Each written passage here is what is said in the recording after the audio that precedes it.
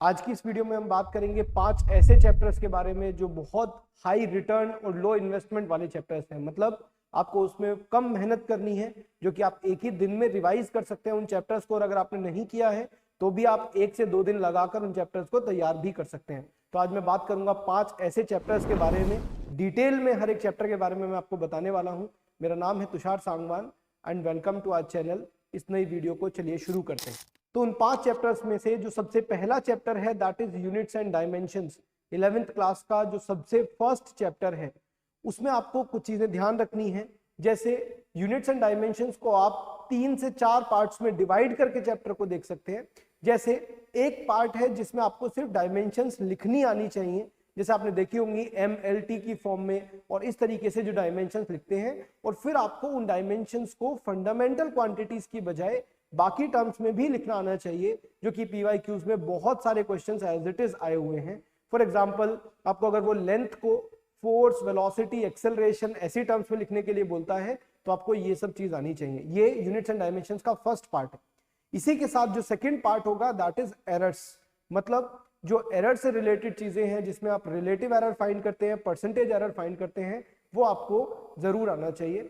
इसके अलावा आपको जो एनालिसिस है, यानी कि ये चेक करना कि जो इक्वेशन है वो सर्टेन है या नहीं है, कहीं ऐसा तो नहीं है इक्वेशंस की डायमेंशंस गलत हैं, मतलब इस तरीके की जो चीजें चेक करने के लिए हैं उन्हें आप थर्ड पार्ट में रख सकते हैं। तो यूनिट्स एंड डायमेंशंस बहुत इंपॉर्टेंट चैप्टर इसलिए हो जाता है बिकॉज आपको वो बहुत लो इन्वेस्टमेंट में हाई रिटर्न दे सकता है।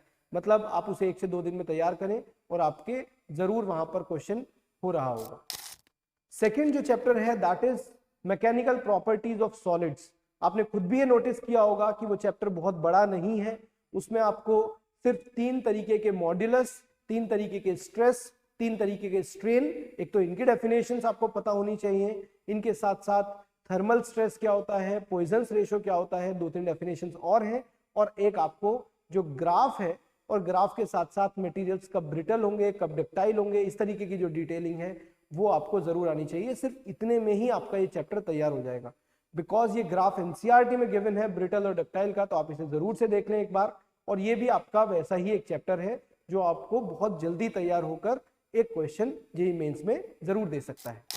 थर्ड जो चैप्टर है दैट इज ग्रेविटेशन। अगर आप ग्रेविटेशन चैप्टर को ध्यान से देखेंगे तो ग्रेविटेशन चैप्टर को भी आप ऐसे ही डिवाइड कर सकते हैं।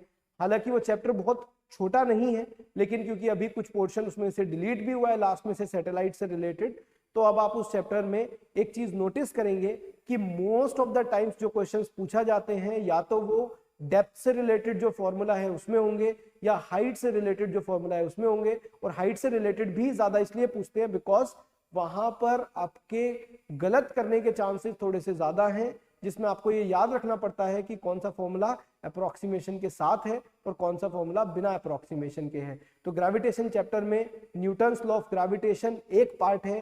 सेकेंड पार्ट इज जो भी आपके ग्रेविटी से रिलेटेड वेरिएशंस हैं। Third part is Kepler's law, and fourth part is थोड़ा सा आपको सैटेलाइट से रिलेटेड जो एनर्जीज हैं बस उन्हें देखना है।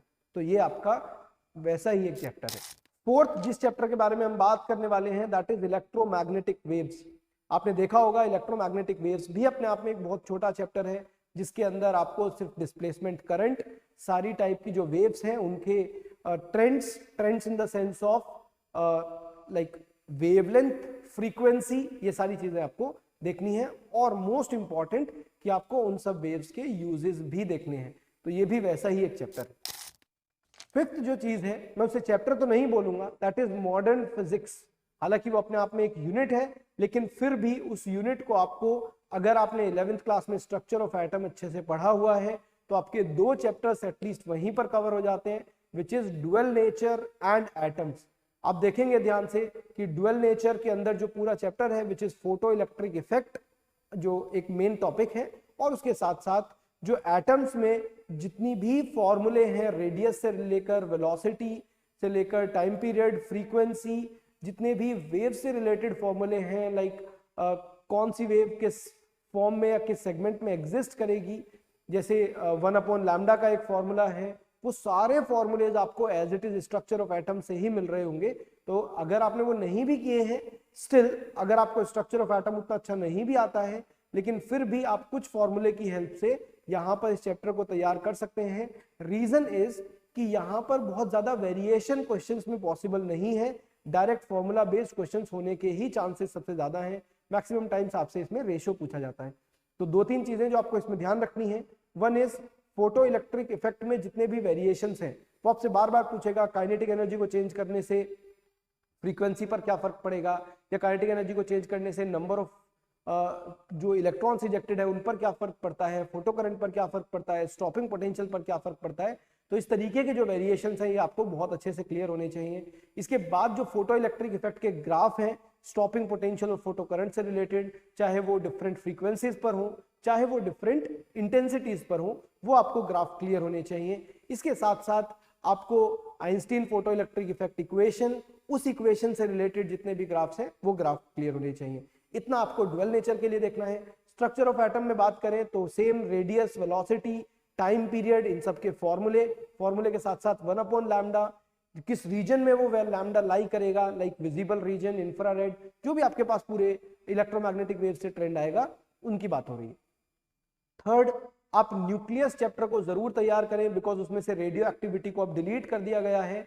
दैट मीन्स कि वो चैप्टर के अंदर सिर्फ R = R0 a⁻⁴ एक फॉर्मूला ये रह जाता है, और इसके बाद जो न्यूक्लियर फिजन फ्यूजन से रिलेटेड कुछ इक्वेशंस हैं, लाइक न्यूक्लियर रिएक्शंस की जो इक्वेशंस हैं वो आपको थोड़ी सी ध्यान से देखनी है। उसके अलावा इस चैप्टर में बहुत ज्यादा कुछ नहीं बचा है। एक बाइंडिंग एनर्जी पर न्यूक्लियॉन का जो कर्व है वो आपको ध्यान से देखना है। तो इस तरीके से आप मॉडर्न फिजिक्स को भी अपने साथ ग्रिप कर सकते हैं। सेमीकंडक्टर्स, बिल्कुल सेमीकंडक्टर्स भी उतना ही इंपॉर्टेंट है, क्योंकि उसमें से ट्रांजिस्टर्स को हटा दिया गया है, तो उसे हटाने के बाद बहुत ज्यादा सेमीकंडक्टर्स के अंदर भी नहीं रह जाता है। आपको सिर्फ जीना डायोड देखना है, आपको N type, P type semiconductors कैसे बनते हैं, इंट्रिंसिक एक्सट्रिंसिक सेमीकंडक्टर्स क्या होते हैं, एनर्जी बैंड्स क्या होते हैं, बस इतनी ही चीजें देखनी है, और इनसे आपके ये चैप्टर्स भी रिवाइज हो जाएंगे। इनमें आपने देखा कि काफी चैप्टर्स 12th क्लास से भी हैं, क्योंकि अभी आपके प्री बोर्ड्स भी आने वाले होंगे, या फिर चल रहे होंगे स्कूल में, या हो सकता है एक बार हो भी गए हो, तो उन सब में आपने इन चैप्टर्स को जरूर रिवाइज किया होगा। और अगर नहीं किया है तो आपको ये चैप्टर्स दोनों जगह पर हेल्प करने वाले हैं, आपके प्री बोर्ड्स के लिए भी और जेईई मेंस के लिए भी। तो आज की वीडियो में इतना ही था। ये है आपके लिए वो 5 चैप्टर्स, क्लास में एक यूनिट है हालांकि, लेकिन फिर भी आप इन्हें चैप्टर्स की तरह ही ट्रीट करें। ये है आपके लिए वो 5 चैप्टर्स जो आपको बहुत लो इन्वेस्टमेंट पर हाई रिटर्न्स देने वाले हैं। आपके लिए हम ऐसी ही वीडियो और भी लाते रहेंगे। Thank you so much for watching.